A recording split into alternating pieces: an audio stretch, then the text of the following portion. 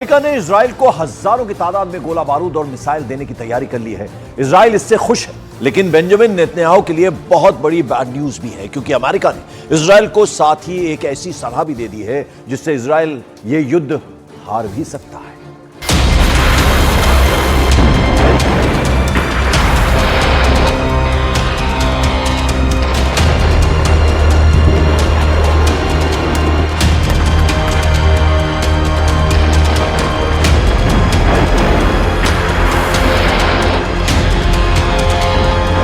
Israel attack mode में है।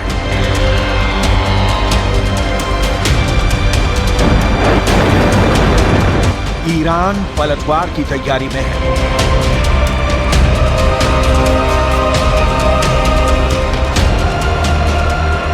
युद्ध का पूरा माहौल बना हुआ है।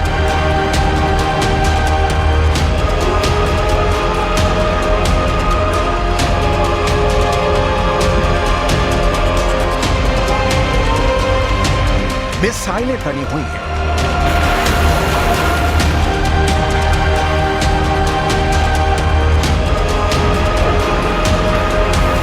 जंगी जेट रेडी है। फाइटर ड्रोन अटैक मोड में है।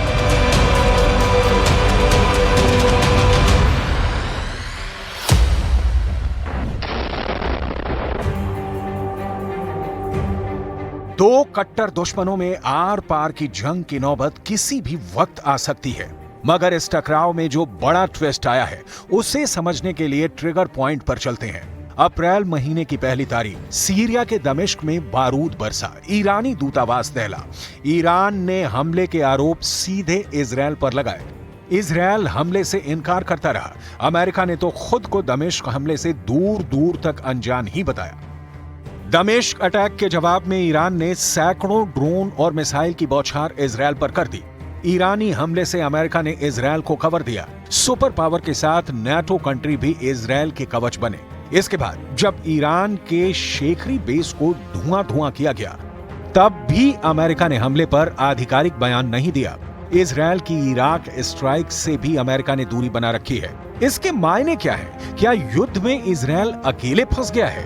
क्योंकि अमेरिका तो फिलहाल किसी युद्ध में उलझने के लिए तैयार नहीं है। अमेरिकी डिफेंस फोर्सेस की सीक्रेट मीटिंग में क्या तय हुआ है? क्या इजरायल ईरान के टकराव से शुरू होने वाला महायुद्ध टल गया है? ये कहना तो मुश्किल है कि ईरान इजरायल शांति धारण करने वाले हैं, लेकिन अमेरिका इस बारूदी फसाद में फंसने से बच रहा है। ये दावा पूर्व अमेरिकी सैन्य अधिकारियों की रणनीति के आधार पर किया गया है, जिसके मुताबिक अमेरिका की सेनाएं मिडिल ईस्ट में बड़े युद्ध के लिए तैनात नहीं है। अगर संकट गहराता है तो पेंटागन को क्षेत्र में सैन्य जरूरतों के बारे में दोबारा विचार करना पड़ सकता है। डोनाल्ड ट्रंप के राष्ट्रपति कार्यकाल में मिडिल ईस्ट के उप सहायक रक्षा सचिव माइकल मुलरॉय ने एक बयान में कहा है कि मुझे नहीं लगता कि हमारे पास वो सभी ताकतें हैं जो हम इजरायल का समर्थन करना चाहेंगे अगर उनके और ईरान के बीच सीधा युद्ध होता है। माइकल मुलरॉय से अमेरिकी फोर्सेस के टॉप कमांडर की राय भी मिलती जुलती है।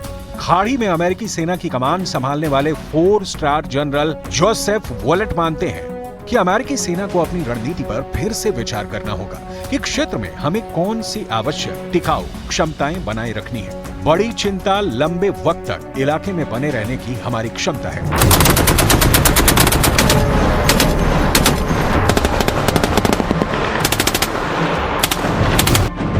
सुपर पावर अमेरिका की मुश्किलें इतनी भर नहीं। इजरायल के साथ युद्ध में कूदने की बजाय अमेरिका का फोकस किसी और फ्रंट पर है। खाड़ी मुल्कों में तैनात अमेरिका के मौजूदा जनरल माइकल एरिक हाल में ही एक मैसेज के जरिए अमेरिकी सांसदों को यह जानकारी दी कि उन्होंने अपनी सैन्य क्षमता बढ़ाने की गुजारिश प्रेसिडेंट बाइडेन से की थी, जिसका जवाब देते हुए पेंटागन ने खाड़ी से ज्यादा चिंता चीन से मिल रही चुनौती को बताया था। मतलब ये कि इजरायल का साथ देने की बजाय मौजूदा वक्त में अमेरिका चीन से निपटने में जुटा है। इसके साथ अमेरिका की सबसे बड़ी कमजोरी का भी पर्दाफाश हुआ है। जनरल माइक एरिक ने लिखित रिपोर्ट में जानकारी दी कि एशिया महाद्वीप में अमेरिकी खुफिया नेटवर्क बेहद कमजोर हुआ है। सुपर पावर को एक्सपर्ट एजेंट नहीं मिल रहे हैं। अमेरिकी फोर्सेस को ट्रांसलेटर की भी किल्लत झेलनी पड़ रही है। युद्ध में अमेरिका को ये कमियां बहुत भारी पड़ सकती हैं।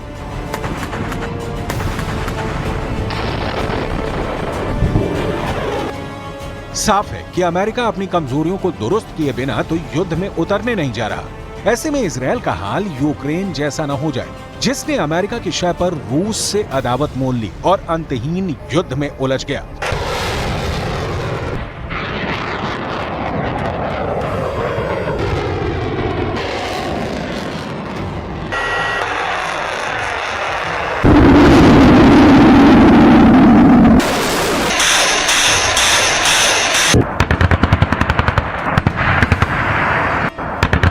अगर अमेरिका वॉर में नहीं आया तो इजरायल अकेले कितने दुश्मनों से भिड़ेगा, इसे समझना होगा। ईरान के पाले में अरब मुल्कों की पूरी ताकत जुटेगी, इसमें किसी को संदेह नहीं है। ईरान के साथ विद्रोही लड़ाकों की खोखार पलटन भी होगी। सवाल यह है कि अमेरिका आखिर ऐसा क्यों कर रहा है। अमेरिका सिर्फ चीन के खतरे भर को देखते हुए इजरायल को अकेले नहीं छोड़ रहा। अमेरिका लंबे अरसे से अपनी स्ट्रैटेजी पर काम कर रहा है। एक एक कर अमेरिका ने कई फ्रंट से छुटकारा पाया है, लेकिन एशिया में उसकी तैनाती खासतौर पर चीन के लिए है, ताकि चीन इस क्षेत्र में अपनी मनमानी न चला सके।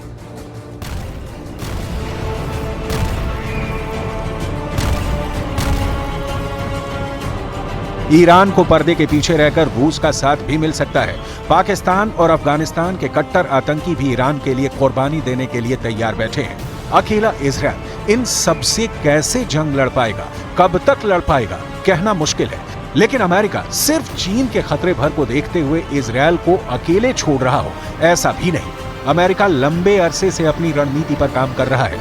एक एक कर अमेरिका ने कई फ्रंट से छुटकारा पाया है। 5 मई 2018 अमेरिका ने दक्षिण कोरिया से अपने सैनिकों की संख्या कम करने का फैसला किया था। तब दक्षिण कोरिया में 28,500 अमेरिकी सैनिकों की तैनाती थी। डोनाल्ड ट्रंप के कार्यकाल में अमेरिका ने सोमालिया से अपनी फौज हटा ली थी। ISI के खिलाफ ऑपरेशन में लगे सुपर पावर के 700 सोल्जर वापस बुलाए गए थे। 2020 में इराक में मौजूद 5,000 जवानों में भी अमेरिका ने कमी की थी। अमेरिका ने 2021 में अफगानिस्तान से 3,000 सैनिकों की वतन वापसी करवाई। हाल ही में अमेरिका ने ऐलान किया कि वो नाइजर से अपने 1,000 सैनिक हटाएगा।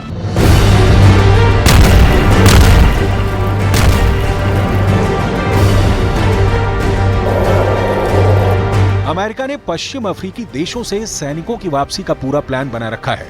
यही रोड मैप आगे मिडिल ईस्ट में भी लागू हो सकता है। हालांकि अमेरिका कभी भी पूरी तरह इस इलाके से दूरी बनाने का जोखिम नहीं उठाएगा, क्योंकि दुनिया भर में अमेरिका के 800 मिलिट्री बेस हैं। दुनिया के 70 से ज्यादा देशों में अमेरिकी फौज तैनात। एशिया में कतर का अल उदीद एयरबेस अमेरिका का सबसे बड़ा सैन्य अड्डा है, जहां 11,000 अमेरिकी सैन्य कर्मियों की तैनाती है। इस एयरबेस से अमेरिका खाड़ी के 18 देशों में अपने सैन्य ऑपरेशन अंजाम दे सकता है।